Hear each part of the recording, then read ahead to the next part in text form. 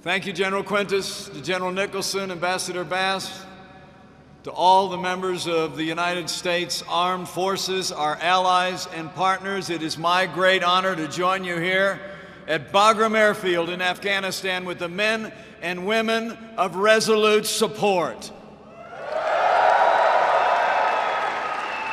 Now, I know it must be hard to be so far from home, away from your families and friends, especially this time of year.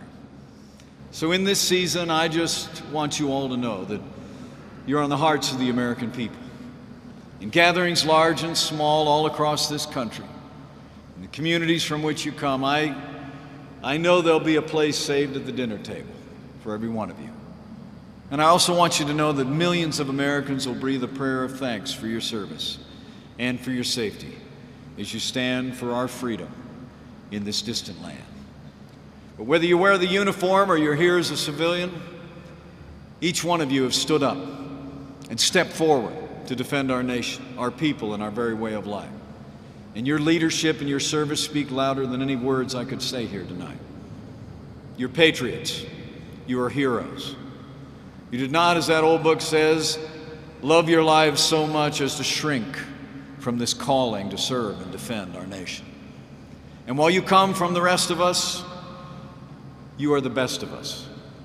Every day you prove a truth of history anew.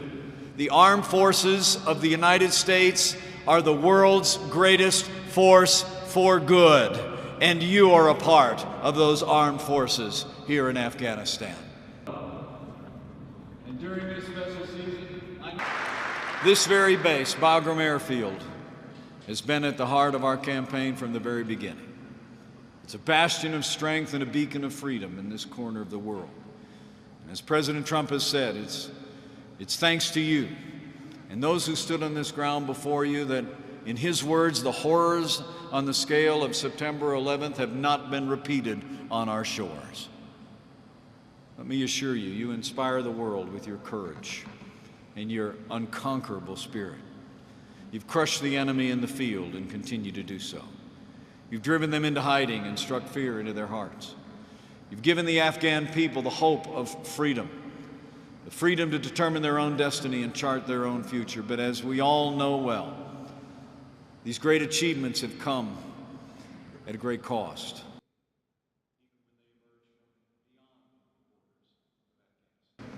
We're making real progress in this fight for freedom in Afghanistan.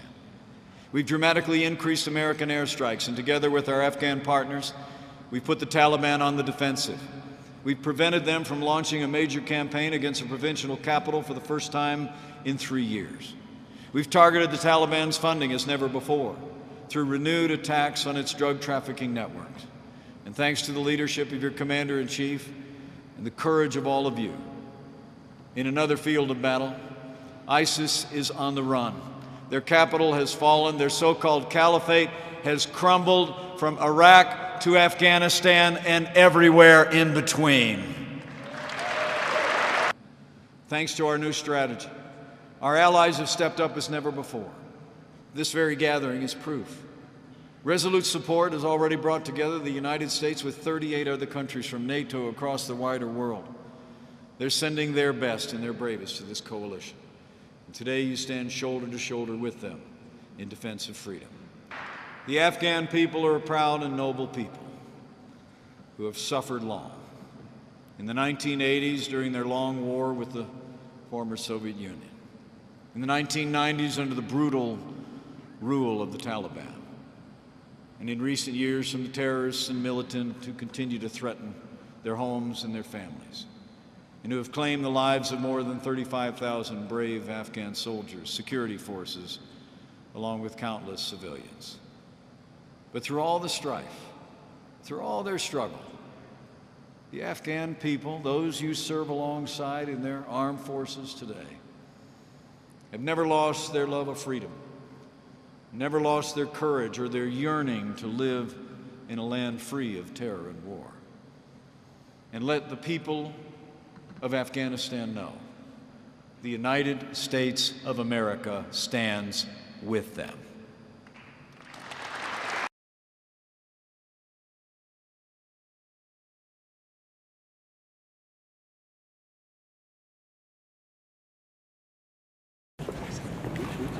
Where do you want me to stand?